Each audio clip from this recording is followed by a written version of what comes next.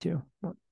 What's going on, everyone? Welcome to a Friday edition of Back Your Play with Q, brought to you by our very good friends over at Play It Again Sports, 1450 Clements Bridge Road. Hey, by the way, don't forget about the new store, Livingston store on 449 West Mount Pleasant Avenue. Give them a ring as well, 973-486-6881. Both stores doing tremendous volume. Stop in there. They've got a lot of great merchandise, used sports equipment, and more. And with that, we welcome in the prop who's adjusting his camera. He's shuffling down the hat. He knows they're trying to collect. These odds are going all over the place. Super Bowl in the books, college hoops. What's going on, brother? Doing free advertising for my main man, Jeffrey Benson in Circus Sports. Hey, unpaid advertising always is a good sign that maybe you like certain things. Yeah.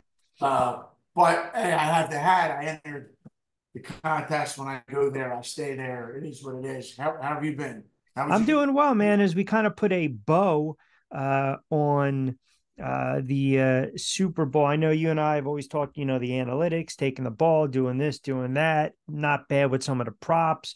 I think we wound up doing pretty well. You look at some of these future odds in the NFC, in the AFC.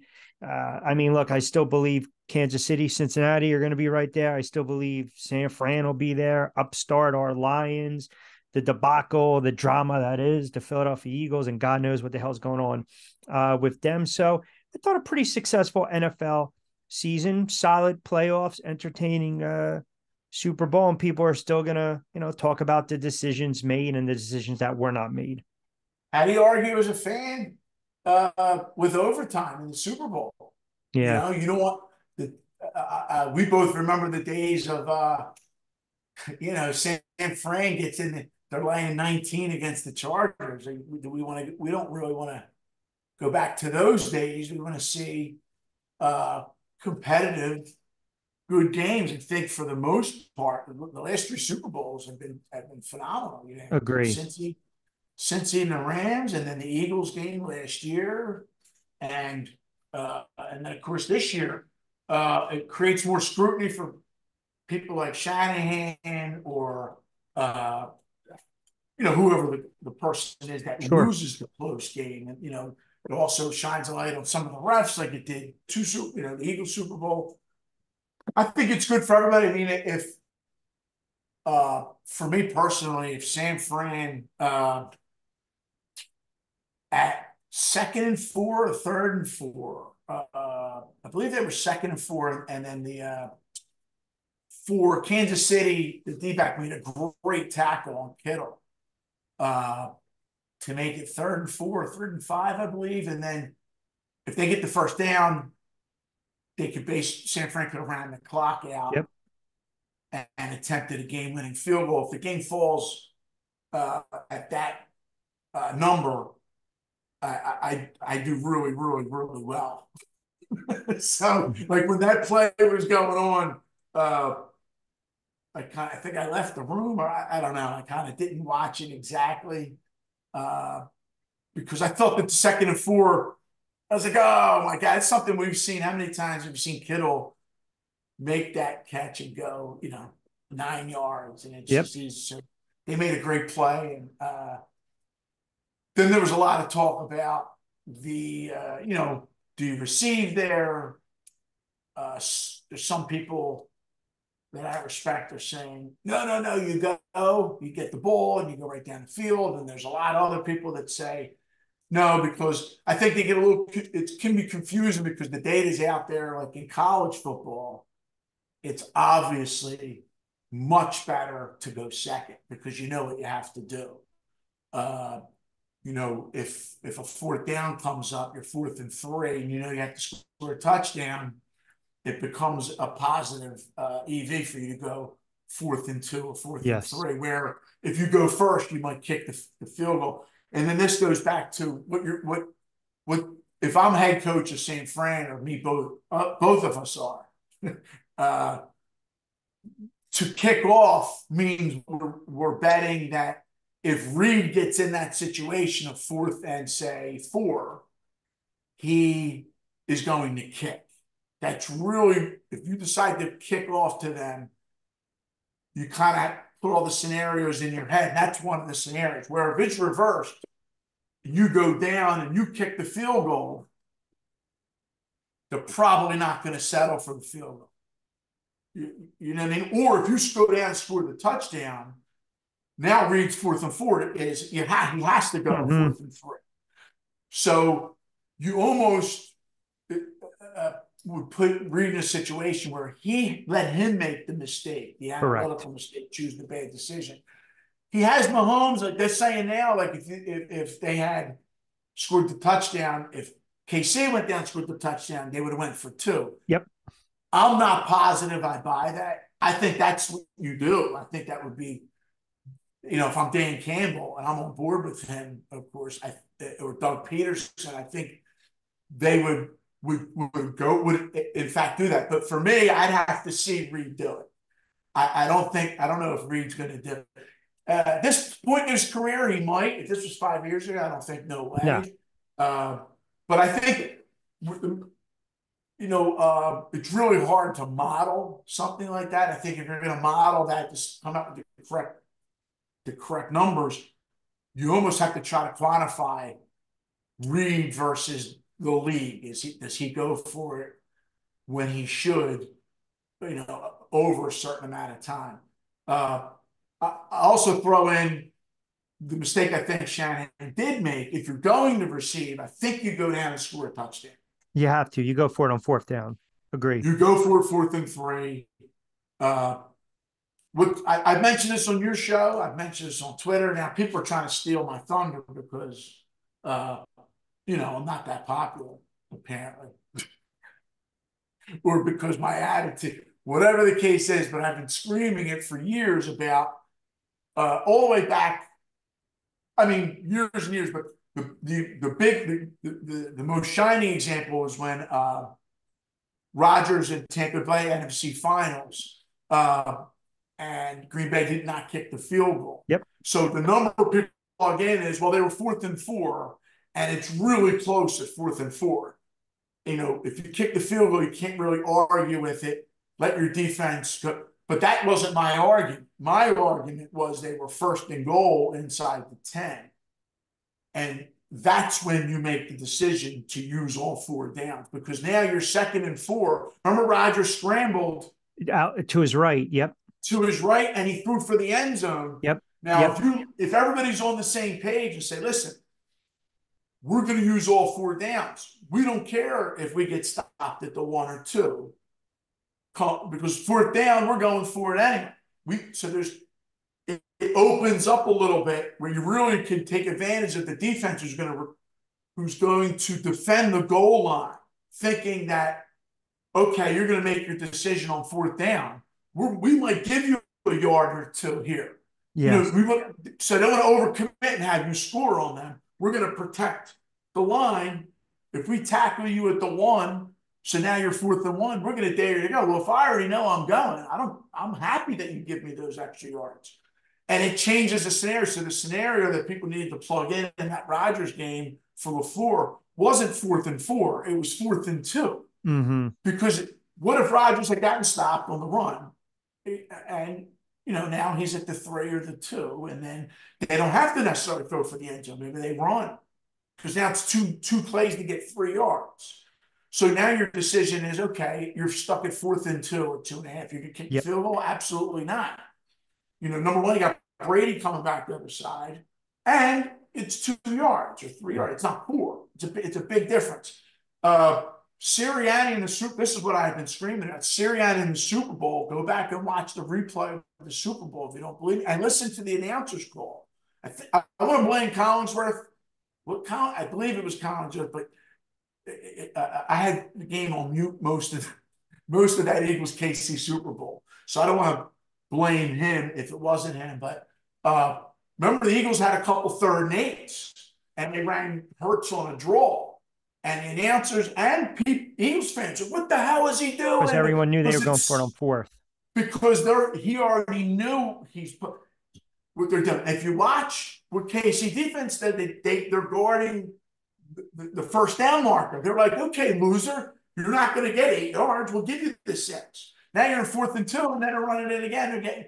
So I said this. I hadn't tweeted at the time. I said, Sirianni's sitting here playing chess and fooling everybody, including the announcers and the fans, because it's a rare thing. Now fast forward to the Super Bowl, and it's something is I've said it before, you've said it before, a lot of people said it before, there's a lot that goes into head coaching. It's not just the in-game Right. stuff, but the in-game stuff, it's just, to me, it's so fixable. And it's so easy, should be relatively easy to convince these coaches, no, let's do this. And I'll show you why this will work. And it's about being proactive and saying, you know what, I'm going to use all four. It changes the play calls. So now 3rd and 5 or 3rd and 4, Shanahan might not do all or nothing first, have to go for a first down. Because it happened at the end of the game. Now, I'm not going to criticize him for the Kittle play, because that Kittle play is kind of like a play. It's not what I would criticize if 3rd and 4, you're trying to get the first down, and now you're 4th and 5. And, I got to kick a field goal, I got to punt or whatever. He's first and what was he? 1st and 10, and he was 2nd and 4, or 2nd and 4, 2nd and 5. I'm doing this off my head, but in overtime. So if you're 2nd and 5, and you know you lose all 4 downs, who has the advantage there? You really have to think, because now you have the freedom of saying, you know what, let's run McCaffrey here.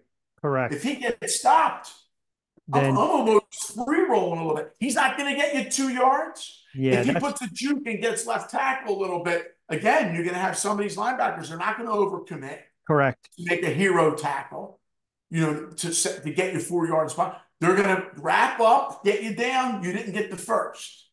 You're already ahead of them saying, okay, that's what we wanted anyway. Yeah. It is chess. You're sacrificing pawns for things that would happen later. And so it would make Shanahan's decision a lot easier. He's not good at it. McVay stinks at it also. Dan Campbell's great at it.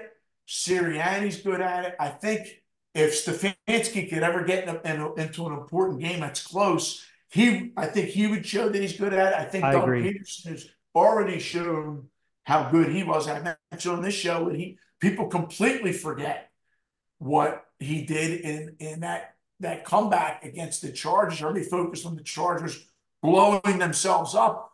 But when Bosa threw his helmet, they had 1st and goal from the 1, and he chose to go for the 2, gets it, makes the lead 2 instead of 4. Yeah. Doesn't think about what's the negative. Different Says, field goal now, touchdown wins. I have a better chance to win the game, and then they kicked the field goal, they won by 1.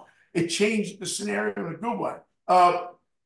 Also, the world was on Dan Campbell 3 weeks ago, and Shanahan goes for it on the 13. Late in the game. Quarter, and gets 4th and 3. That's right. Which even I said at the time, I said, that's the right play. But if he kicked the field goal, I'm not going to crush him, because you're not at the 29 like Campbell was. You're not giving the other team good field position. It goes from, roughly 75, 79% makeability to much higher than that. You're at the 12. If he kicked the field goal, nobody would have questioned it. But what happens? He gets the first down. He must have thought he had the good play. He does. They get the first down. The next play, touchdown. Now, what was said about it? Well, I mean, it was after. You talked to a lot more people than I did. It wasn't after, mentioned. I mean, when they got the touchdown, it was smart. There you go. But then, obviously, when they go for it and they screw it up, then it's like, what are you doing? You're taking points off the board. Now it could have been a 17-point lead. You take the easy field goal. He would have gotten killed. Yeah, it's the fact that he scores a touchdown. Yeah. And now, if he had won the game, no one's talking about it. It's a gutsy call. If he had stayed consistent, then you look at if San Fran had won, they would have looked at probably 3 or 4 things. Like, they're looking at the muff as a big, oh my God. Well, it started after the fumble. It started after the fumble. It was the miss. They didn't convert the 4th. You get the fumble, and then all of a sudden the wheels came off. But if San Fran does win the game, and they were very close to it, they would have pointed to I would have highlighted the 4th and 3. Look at the balls he did. He went for, but how do you go for it there and then don't stay consistent? That's the problem. And what I just said in 5 minutes is very, very, very fixable. If Yeah. Sirianni knows how to, this isn't, uh, I'm not uncovering anything. I'm just showing that uh, some of the teams have analytics department and they have meetings. I know for a fact that they have meetings and they talk about these scenarios, and it's up to the coach ultimately to say, here's what I'm going to do, Yeah. here's what I'm not going to do. So Shanahan does not want to do. I think what could happen with Shanahan is what I say, what happens to Reed. Of course, Mahomes can make dog shit smell like roses. It helps if you have Patrick Mahomes. But I also believe Reed, in his older coaching age, got sick of losing close games. And he's one of the Reed's good parts is he knows how to build a roster. He comes from that West Coast lineage, Yep. He knows play calling. He's terrible at clock management. He's had decent quarterbacks, not elite. But I think he got sick of losing close games. And when you get sick of losing close games in big spots, three title games, they blow that gigantic lead. People forget they blew that 30-point lead in Indianapolis to Colts, Andrew yep. Luck in that. That was a Reed coach team. They blow a 20-point home lead to Marcus Mariota, a game that's over, with Alex Smith. And that was a good Kansas City team. I think at some point it penetrated his head. It's like, you know what? Let's do it. Let's roll the dice. He became less risk averse. Yeah. And I'll even go one step further. The thing about, you could say, well, it's easy. You have Mahomes. Remember, Mahomes hurt his ankle in the game against Cleveland, and they clinched the game on an unbelievably ballsy call. It was fourth and like a long two at midfield, and they were only up 5. And they ran a play to get the first down because the first down game's over. Yeah. They could have very easily, there's 27 of the coaches, maybe 28, would have punted it. Punt the ball. If there's a better than 50% chance it goes in the end zone. Still, you're starting at the 25. Yep. So what you're comparing is it against, all right, I have a certain percentage that I'm going to cough and corner it. It's a high percentage that's going to go in the end zone. I'm going to force them back 25 yards. Sometimes at 25 yards, you say, yeah, that's worth it. But if you go for it and get it, the game's over, and it's Correct. 2 yards. Still, being risk averse, a lot of coaches like that just punt it because they're thinking if I punt it, you absolve yourself from the blame in a sense. I did what I was supposed to do. I can't help it that my punter shanked it. Right. Or my defense can't make a play. Yep. Mayfield completed a pass and got down the field and scored a touchdown. Hey, my defensive coordinator, I'll just fire him. You know what I mean? So it was really a ballsy play that Reed did without Mahomes being in there. And I think that stems back to he's like, you know what? How many of these games can I lose in my career? Let's just balls out and do it. And it's worked for him for the most part. Yeah. Of course, like I say though, Patrick Mahomes can make Quasimodo look cute. It's definitely a different animal. Again, a Friday edition of BYP with Q, the prop joining us from our good friends over at Play It Again Sports. So as we kind of turn the page now, a lot of stuff to get into the offseason in the NFL. NBA second half of the season is among us. I did not even flip 1 second of that debacle, that disgrace that was the All-Star game. I had no desire to watch it. All I know is that I'm looking at the top teams, top heavy Eastern Conference, Milwaukee, the Sixers. The Sixers, I shouldn't say, but Boston, Milwaukee, the Sixers lose last night to the Knicks, Cleveland. Sixers got their issues, even with Embiid. Then you got the Western Conference. Minnesota looks like they've got some staying power. The Thunder, the Clippers. I mean, listen, I think right now, and it's interesting too when you look about, the NBA, especially from a betting standpoint. A lot of times you look at some of these bad teams, Houston Rockets, the Nets just firing their coach. Doc Rivers already on the hot seat in Milwaukee, but they're a good team. San Antonio rebuilding, Detroit, a bad team. I think sometimes whether you're deciding to lean those teams or not, and you're seeing how poorly of a product they're putting out on the floor, there's some good opportunities to put some money in the pocket. But I also think there's no defense in the NBA. So I'm seeing a lot more people, and I sometimes get sucked into it where I'm playing a lot of these overs, knowing that some of these teams do not play any type of defense at all. But I still believe it's going to come down to the usual suspects. It'll be Milwaukee and Boston in the Eastern Conference. And then Denver, Minnesota, Clippers in the Western Conference. Yeah.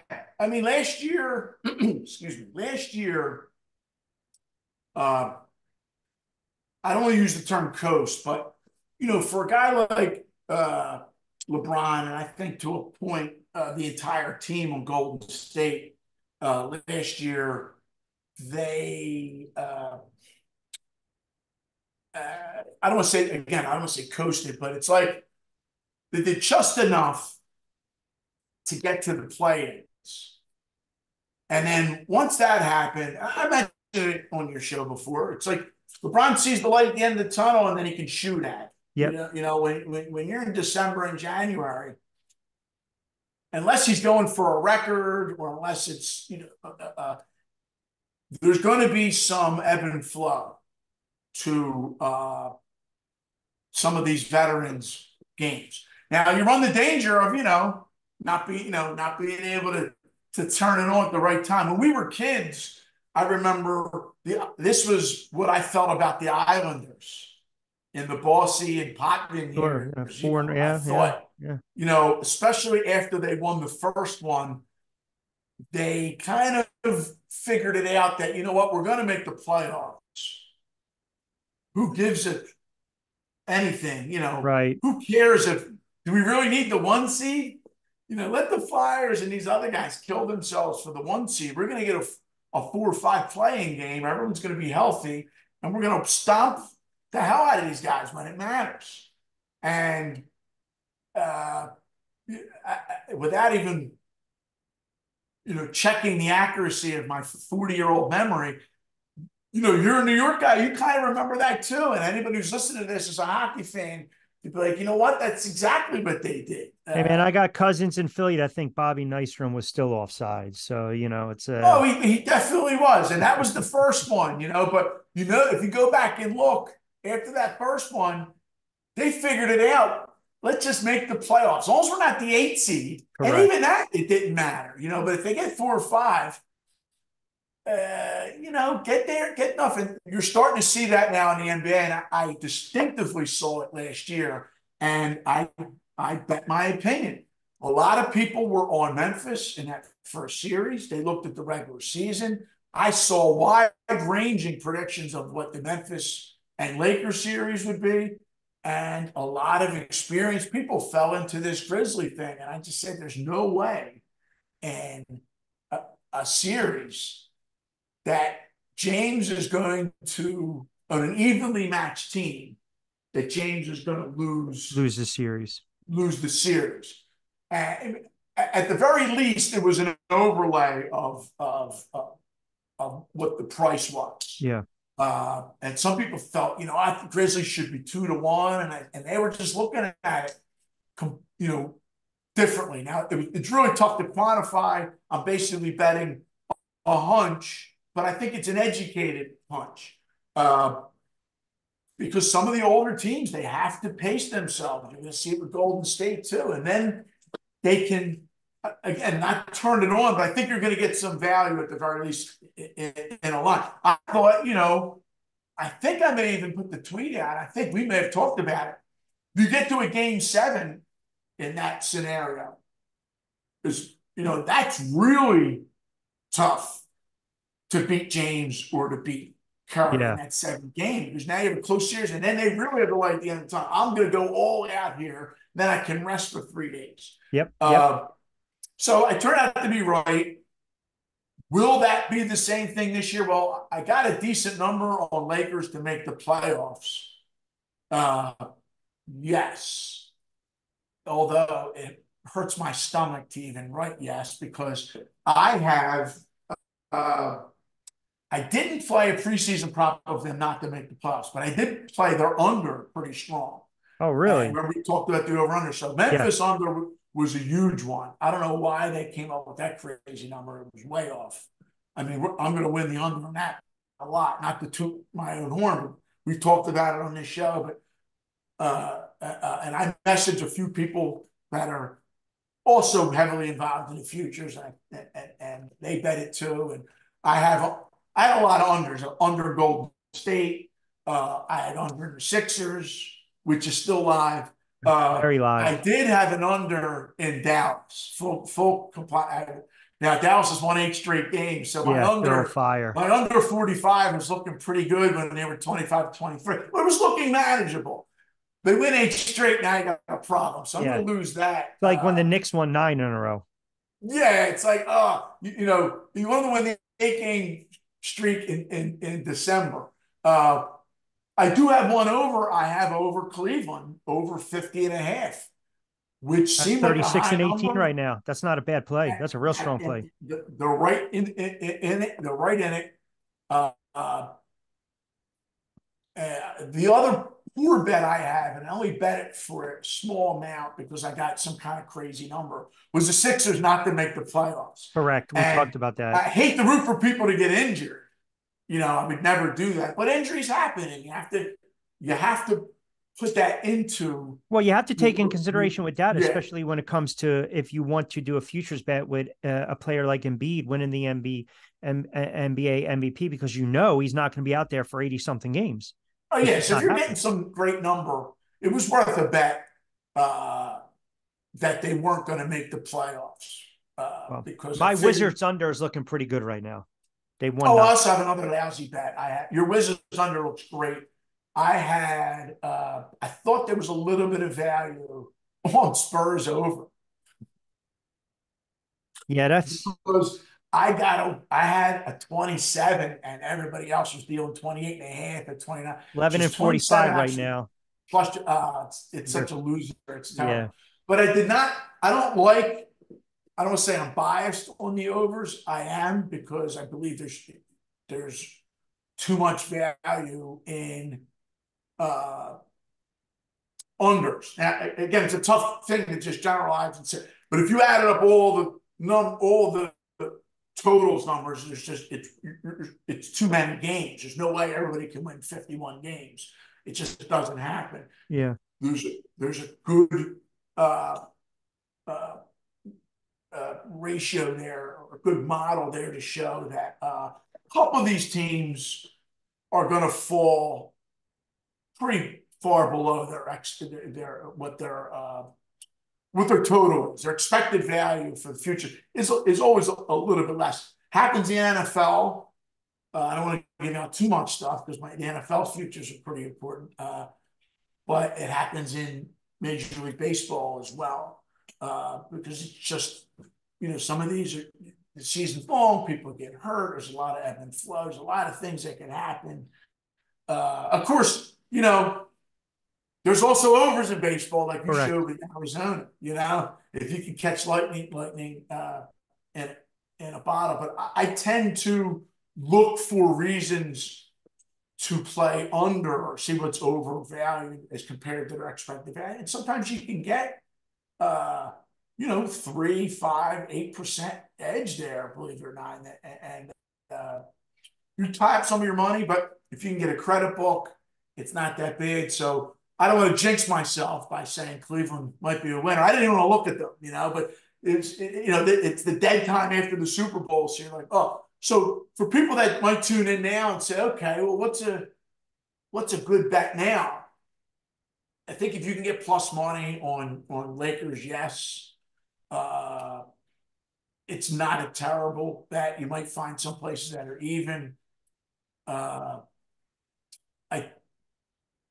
That's probably as the only one I would play. Everything else is kind of like, oh. If you want to look at the MVP race, there's going to be a lot, especially with Mavericks winning 8 straight. If the Mavericks make the playoffs, Sure. Doncic will be live. to win the MVP. They're not going to give the MVP. The days of giving an MVP to somebody that doesn't make the playoffs are gone. So they would have to make the playoffs. So you might as well lay a lot of juice for Dallas to make the playoffs if you're going to bet Doncic plus Sure. money It to strengthens your win case. Absolutely. the MVP. Our bet's right in the toilet with the Jason Tatum. You get like 45 to 42 to 1 now. If you make that bet, you're hoping Doncic, smashes his finger somewhere and Something he misses misses 8 games. games and, I mean, and right they now struggle to get to he's the 43 NBA. Yeah. wins. Yeah. I mean, listen, um, I think he is the NBA MVP favorite right now. Luka is, um, but Well, the number favorite is still Joker, but for plus money back, Doncic I think is number 2, and I think if you're looking to play him, that's what you're banking on is yeah. that they're going to make the playoffs, and it looks pretty decent that they're going to make the playoffs. Well, you got Brown, You as have you an mentioned, you outside got shot. SGA. I'm sorry. Yeah, no, go ahead. Say SGA, that the kid, again. SGA, right? You got Oh him. You yeah, got yeah, yeah. Exactly. Yeah, he has an outside shot. I'd say, depending on the number, it might be better than outside, especially if they run and grab the 1 seed. They've played great. You talk about no defense in the NBA. They're one of the yeah. few teams that do play defense, along with Minnesota. And with a lot of the non-gambling narrative being scoring, scoring, scoring, scoring, no defense, no defense, no defense. I tend to be contrarian and look and say, okay, well, who is playing defense? I know Cleveland is. Yeah. Good You team. always know Spoelstra's team is playing Yep. defense. Miami. Almost by default of how their team is set up, the Nuggets play decent defense. And then you have the teams that are kind of like, good but not great. Hey, They OKC hang plays a little around in defense. games. Like OKC. Houston stinks, but it's not because the Rockets aren't any good. But it's something like we said at the beginning of the year. So look for the Rockets next year, the year after. They have a lot of caps. They're in the range of they could be decent because right now they play defense. The reason they've won any games is because their defense isn't atrocious. Their offense is like Yeah. but they are top 10, top 12 in most defensive metrics. And then, of course, the Knicks play defense. That's why they've been. They had that nice run. Yeah. Yeah, they're not. They don't do anything great, but they'll throw some defense at it. Now, it hasn't shown completely in their over under. Oh, actually, it hasn't shown completely in Minnesota's over under numbers. You have won money. Forget the beginning of the year because you don't know what they're going to Yeah. do. But Yeah. Yeah. since December, where they kind of shown it, okay, here's the Knicks are going to play defense and they're Yeah. going to win a lot of these games against the worst teams, like the bottom 16 in the NBA. They just hammer those teams, and more importantly, they hold those teams below their season averages. And I believe you're about plus 6 bets to the good if you've played a lot of their unders since right around Christmas. So that's not bad. If you can get 10 average bets out of one team when you're betting a series of totals, that's pretty good because your goal should be, I mean, of course, there's an ROI goal, but let's just say on blanket, like, old gambling parlance, units. So, I think on my totals, I'll get 15 bets out of that season. You can get 8 out of one team. That's pretty good. That happens a lot in baseball. Sure. Well, I'll have a bunch of teams that kind of fit this narrative, and then you have one team that kind of just runs away, either runs away in overs. They can't pitch at all, and they hit a lot of they hit a lot of homers, or the reverse happens. Oh, this team has a sneaky bullpen, starting pitching's not bad, and they can't score. They're winning 3-2, 3-2, 3-2, 4-1, and that team runs away. Right. Point being is, you have the Knicks that have this kind of anomaly. They're beating up all the bad teams. I think a record against the bottom 16. I don't think they've lost to anybody that's in the bottom, going by wins-loss record. Right. San Antonio, The Houston, Washington, Detroit's, yep. Brooklyn. Right. I don't think they've lost any of those teams. The big majority of the losses come against the good teams. So, but overall points, because it is because of their defense. And, you see these teams tighten up once you get to the playoffs. Like, when the Heat get to the playoffs, we saw what they've done in the past with, I don't want to say worse teams, but, right. Evenly matched. They're the underdog, and defense travels. The good team defense. We've seen how it creates upsets. I think you kind of can start there as we move into the playing games and into the playoffs. So that being said, Golden State is bottom tier defense, and are they still that team that can just flat out outscore everybody? No, In a not short, anymore. in a 1-game thing, maybe in a 7-game series. No. I'm not sure. As we get closer to that, I'll talk about it. But there is a segment of people that turn in, for some tips. So that's kind of my betting tip moving forward. I've spent this last week doing a lot of college basketball, so we can segue into that. I don't know how sexy it is in early February. Only the diehards are really betting it as you come up to the Super Bowl and all. But I've been picking spots. I do, as you know, I do a lot in the beginning. Then I kind of hover around and see, and then you get into your conference play. Yep. You kind of see what's going on. You see how tough it is. The first thing that should pop out to everybody is, the parity of these mid majors playing against the blue blood elites. The discrepancy is not anywhere near what it used to be, and you're going to see that moving forward. And then we can move into what I tweeted out a couple of weeks ago, and I'm going to push it as we get forward. People getting a lot of backlash. Did you see Rick Pitino's quotes about, adjusting the tournament and what to do with the tournament? Some of the feedback I got on Twitter from some people that I respect, they said, this is the only good thing in sports. Right. You're going to try to ruin it. Why would you try to ruin it? It's good what it is. What I propose doesn't touch the tournament. My proposal is based on, you look at some of these conference, Richie, like, Colonial Athletic. Right. Yeah. I don't want to denigrate them, but you know what I mean. No, I know what you're saying. Yeah. These not as sexy, smaller. I don't even want to call them mid-tier. You get a team, you usually get one team that is just head and shoulders above everybody else. You get a Vermont, and then everybody else is like, if you're lucky, you get a conference that has, a couple guys. Right. You get a George Mason and a but Commonwealth. It's rare. It's rare.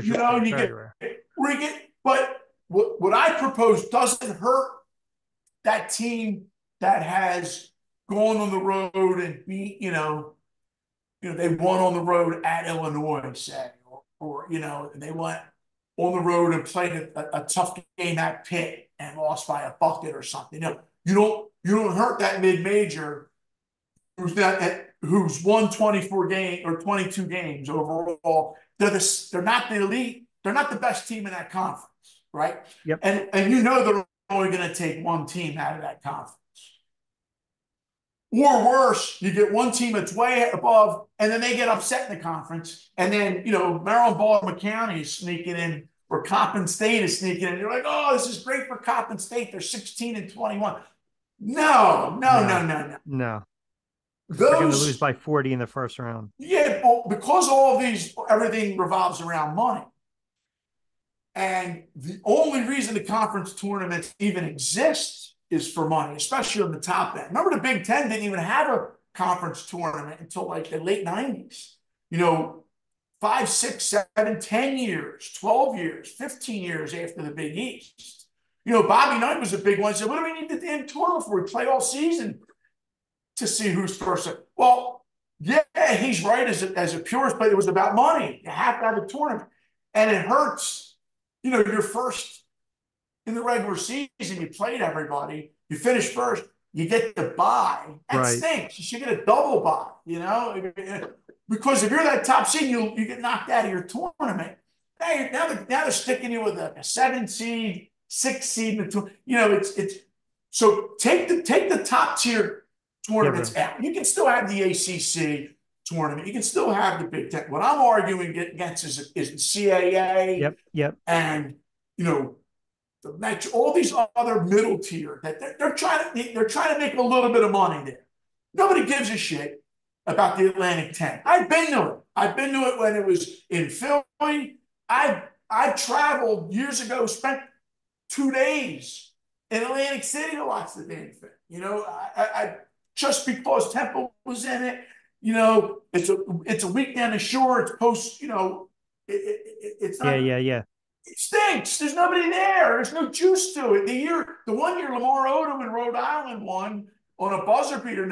Everybody was like, oh yeah, it won still. It's like, everybody knew it was like the prelim to the real thing. Yep. So yeah, I won the Atlantic 10 and I got knocked out in the second round. It just doesn't have the fire. So using all that as context, I say you get rid outside of the top, and I would let anybody choose outside of the top 5 or 6 conferences, or the Power 5 or whatever. Forget those tournaments. I don't care about Coppin State, or I hate to pick on Coppin State. There's just sorry. Point taken. I know what you're saying. Point taken. But it's just in my head. But if you're just not that you're not that team, you're Siena or whatever. Yeah. Forget your tournament. You're going to get that automatic, yeah, because you're taking up that automatic bid. So I think the first have another weekend, and you make it a pure invitational tournament, and you invite 32 more teams, and it's Stephen F. Austin, it's Vermont, it's Coastal Carolina, maybe it's James Madison and whoever is second in that tour. You're not screwing that second team. And then that becomes that first weekend, you could put all the bells and whistles with it. Hey, you made the tournament. You call it something sexy. I don't know. You think of whatever the name is. The first 32, whatever you want to call it. You give them a little hat, and a bag of goodies, and you say, you guys in the first 32, and you have it one location. Have it in Indianapolis. Have it wherever. Put it up for bids. Have it up for Atlanta. I don't care where you have it. But you tier them. You let them play. Yeah. Thursday to Sunday. Whoever wins that, you give them a little plaque. Hey, you're the first 32 champ. Out of that first 32, you're taking – now, here you can take your pick. You take the top 8, top 10, the top 6, the top 12. And you fill in the 16th seed, the 15th seed. Stronger teams. 14th seed. Yep. You want to go 2 more seeds? 13th seed, 12th seed. Yep. All 4 brackets. There you go. So now 12 to 16 is from the first 32 tournament.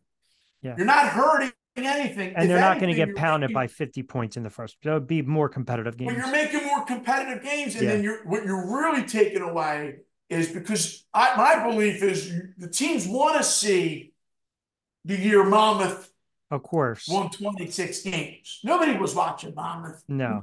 the one year that they Yeah. did everything. They went The up in the series. Tulanes, the Middle They did Tennessee. everything the tournament, Yeah. the NCAA's asked them to do back in 2006. Everything. They traveled, went on the road, won some games, lost in double overtime stuff, and then they still didn't pick up. Yeah, they So still got screwed. it's like, oh, what? Because they got knocked out of their tournament early. So this kind of takes that away.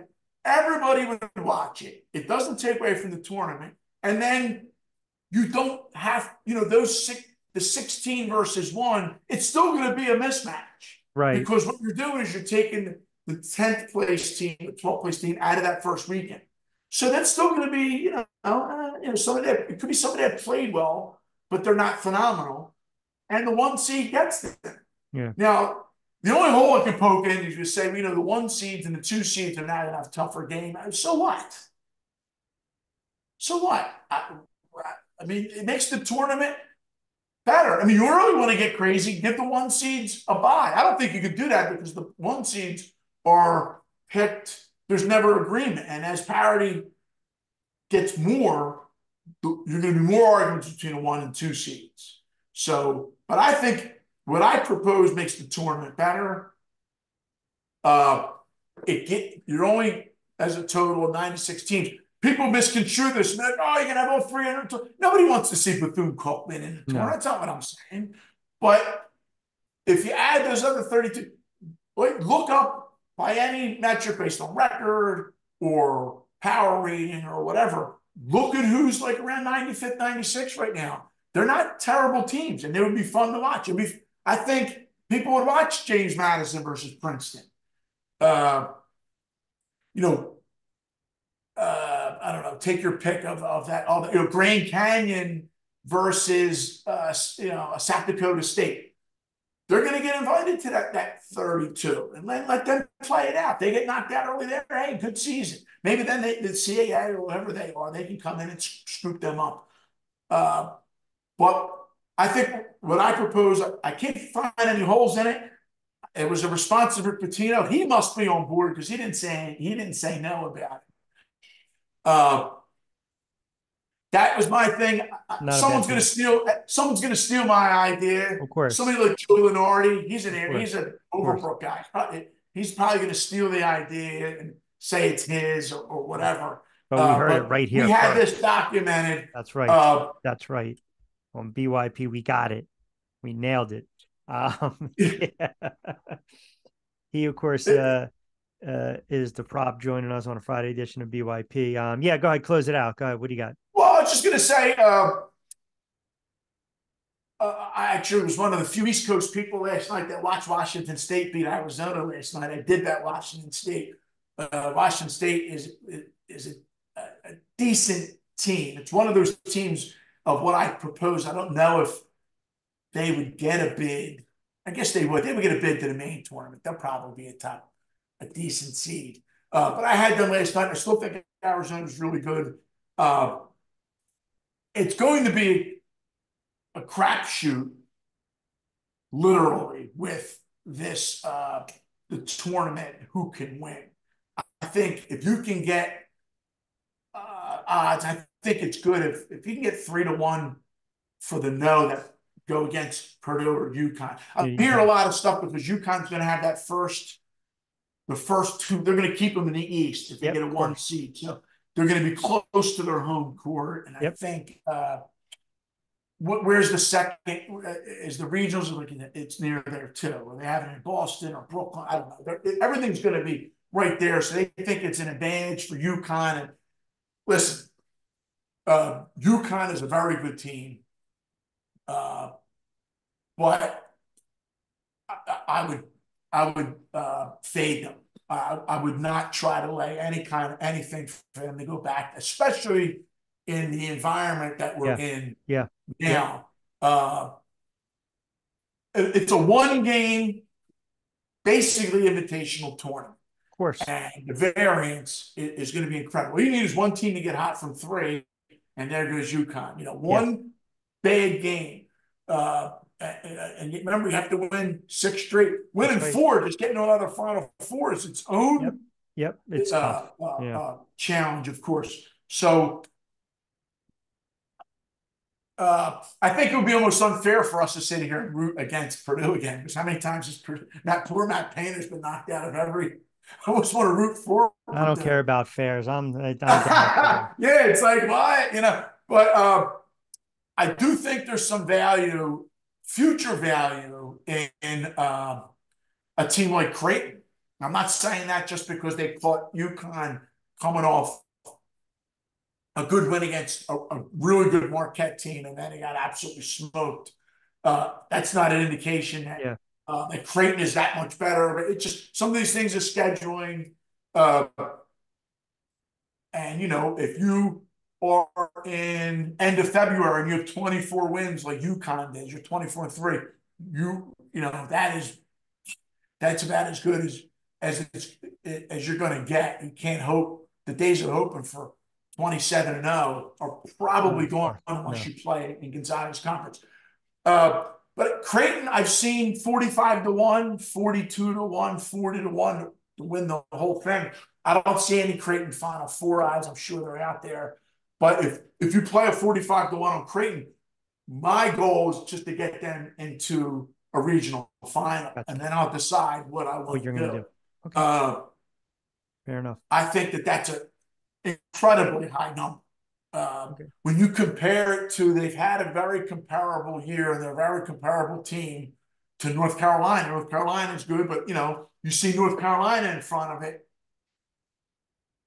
You know, that's people think, oh, the ACC is tougher. They bring up all these other things that might not matter. In North Carolina, I think to win the whole thing is like 17 or 19-1 or something. All right. So, and by the They're way, not that far off for the difference to be that great. I saw 33-1 on Illinois. Now Illinois just lost at Penn State, a close game, uh, but Illinois could get a seed. They could get a 5 seed maybe. I don't think they're getting a 6 seed, but there's still a lot more to go. But let's say they get a 6 seed. They're misseeded, at that. They're better than that seeding. And they can make some waves in the right bracket. So I think I'm kind of looking at the non-blue bloods, like the non-Kansas, the yep. non-North Carolina. I think Auburn is a team to look at. Auburn has a little bit more of a pedigree, but it's not, it's not Kansas is way above the casual fan or even some of the experienced bettors' heads. What do you think about that? I mean, I know we're real tight. I want to get into more of the college next week. I do agree with you with UConn. I'm staying away from Purdue. I mean, Arizona, Tennessee, Iowa State, I think they're going to be in play. I'm curious to see how the brackets come about. I want to get into it a little more with you next week, but I do like what you were saying about leaning some of these teams. And then certainly, by the way, Creighton tomorrow plays my St. John squad, 15-12. So a team that just Well, that's another thing. Patino, basically, he's getting crushed well, for he walked it back. So I mean, it is what it is at this point. But you what's wrong can't with really. him? He's not. I mean, it's not like it was years ago, man. I mean, the guy basically that's play the hand you've been dealt. You got the money, you got the boosters, you want new equipment, you want this, you want that. You got rid of kids, transfer portal, NIL. Come on, Rick. What's the mean? I kind of feel for some of the coaches in a sense. Like at the end of that Arizona game last night, it drove me crazy. Arizona had guys wide open, point guard's trying to do everything. The last sequence, he slips and falls on his ass. I I get that. I get, especially when your point guard's doing stupid things. Of I get the course. frustration. Patino kind of wants it to happen. Like Hey, yesterday. it Uh, doesn't work like that, man. it doesn't work that way. There's a lot of basketball still. Tomorrow's a big game for them. Yeah. Tonight, traditionally, you have a lot of, uh, Ivy. I did bet Yale. Yale's at Cornell. Lighter slate tonight with those teams. Yeah, Yeah. Yale's at Cornell. Cornell is, 19-4. They played for a while. I think Yale's the better team. I think it'll be close, but I think Yale will win another decent game if you're completely bored. You don't feel like watching the NBA. Princeton's at Harvard. Maybe watch the second half there. Princeton's laying about 7 or so at Harvard. They'll probably win. I don't know if they'll cover. If I had to choose a side, I would say I would play Harvard, but I do like Yale a little bit more. Tomorrow's slate, I've taken a lot of look, but there's so many games. If anybody has an opinion, they can shoot me a message on Twitter, because I'll have, I'll honestly say what I've played. Perfect. Uh, uh, uh, uh, and tomorrow will probably be a lot of games. And I don't know, did you like anything in the NBA? I think Cleveland's in Philly tonight. And, I think they're laying 4.5, 5. I, I like Houston tonight. They're plus 3.5 at home. It's kind of a ballsy play. I like it, but if you absolutely have to play like a later game, Minnesota, Milwaukee should be a good game tonight. Yeah. Minnesota is actually a small favorite. Do you really? This is kind of. I got 30. I got 30 seconds. Give the play. Here. Got 30 seconds. We're way Doc over. doesn't want to get killed in this game here. I'm not going to lay the favorite in this game. Right. The total's 226. If you can get 226 or higher, I would play under in the game. Right. The other game I like, I would play the Rockets for a small play. And then anything else, reach out and we'll Professor talk more Shine. We'll talk more about college next week. Awesome. At Professor Shine. And of course, his appearance and BYP is brought to you by Play It Again Sports, 1450 Clemens Road in Deptford, New Jersey. Check them out online. Don't forget, put in the location. And you hear us mention them throughout the week on BYP and on Q. All right, Prop. Good stuff, brother. Enjoy the weekend. Put a little coin in the pocket, will you? Thank you. Take care. You too.